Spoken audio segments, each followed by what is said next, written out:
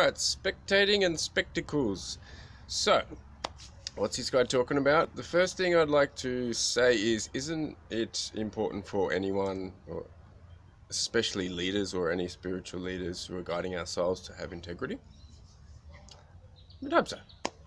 So, because we know that the endocrine glands or the chakras move in an upward direction, then if somebody who's wearing spectacles essentially is externalizing their projection. So they're unable to take in the information from internal because they can't meet it, if you know what I mean. It's like shining a torch up your butt and expecting it to have the information come in and meet it from the light outside of you. But hang on, there's going to be a light exchange there, and it's going to have to come out at some point. So they're inevitably externalizing their projection. There's no internal empowerment. And then throw in the nervous system. Okay, nervous system, gut to brain.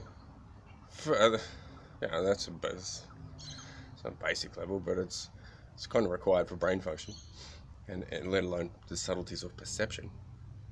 So if a person has problems with their eyes, their optic nerve, then the optic nerve goes through the solar plexus and down the middle finger and the middle toe, the fire element. So if they've got malfunctioning eyes, how can they see? It seems obvious now that the magician reveals the illusion. And then, if they're not working, how can the third eye be working? Let alone the crown, the pineal and pituitary gland. They can't. They're not awakened through the limbic system to get through that emotional stuff that the samskaras show us. So, geez, if you've gone through that, it's not fun. So they actually haven't gone through their emotional stage, which is very fourth dimensional. So if you can't get to the fourth dimension, how do you expect to get the fifth dimension working? Let alone 6 and 7 that is required for higher brain function people call enlightenment. It's simply impossible. Or if you could explain that to me without delusion, you've got a flat guard and a sexy spankable ass, I'd like to know, because it would seem pretty obvious, right? How can you go through to stage 6 and 7 when 3, 4, and 5 the platform of the body is absolutely filthy and disgusting? How do you know? You'll attract absolute garbage. Because how do I know? I've been, gut cleansing for years now, and now that my body is now entirely focused on the mucous membrane, where all the parasites and a whole lot of gunk is, then my perspective, and you'll see in the YouTube videos, it's all about parasites and evil and the devils and demons and stuff, because that's where my subconscious bodily focus is, to show that to my mind. And as I'm removing this more and more, it shows the insecurity level of the humanity and the demons within, and their emotional and psychological effects, and they're basically entirely controlling people. So if we've got spiritual teachers or gurus or guides or anyone who's a coach or any leadership position trying to help people, by the way, most people are projecting that, I want to help people. They need help themselves. But they're coming from the lower centers that get cross-wired at the thyroid to get the message back to the lower centers of the brain. So the higher centers of the brain are protected species, or a number of species of viruses, parasites, and fungus. Because that's how the subtle bodies, or the subtleties of the body, works. If you've studied these things, you know. If you haven't studied them, you won't know. So you have to run it through your own filters. How does it feel? How does it sense? If there's a reaction, well, guess what's there? Something that's not pretty. Accept everything, right? So, how can we have someone spectators and spectacles, externalizing and then supercharging their perspective, and everything will be spirituality.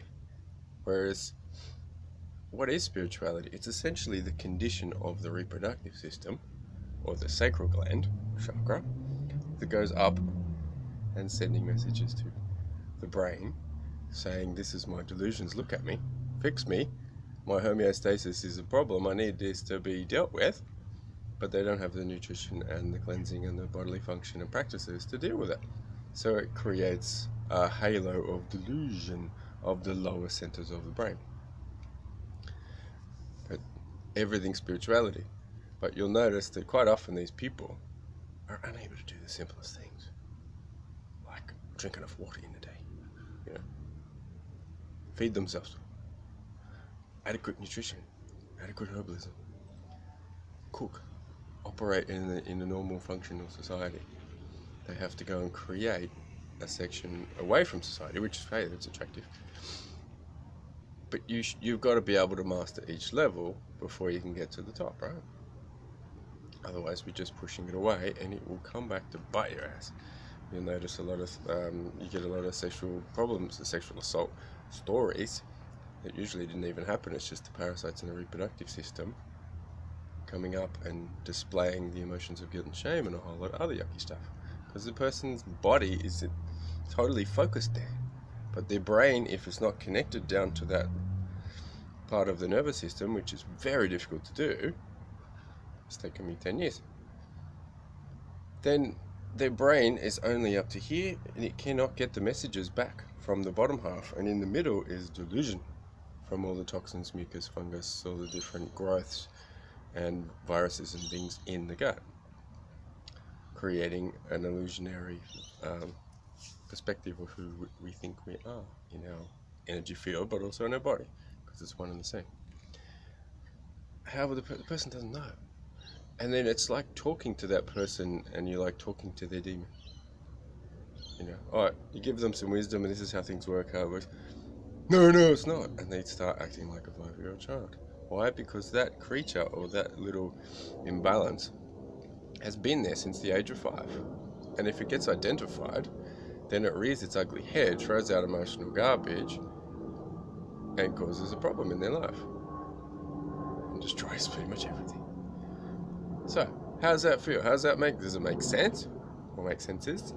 Of course it does. It's coming from universal truth through an enlightened being. Yeah, when you've done it, it's easy.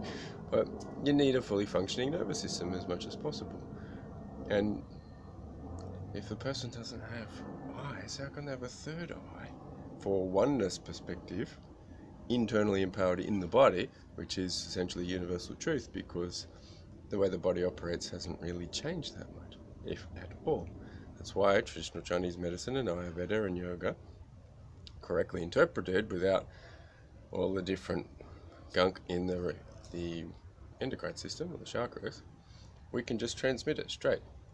So you'll notice when you go to study something and then you try to explain it to somebody else, can you explain it in almost exactly the way it was taught to you properly? Or do you make up stories and then transmit that? Difficult to do, difficult to understand, but absolutely essential for the purity and the message of the word, which is the energy field, or people call it the word of God, whichever you like. It's also called integrity. So, there you go.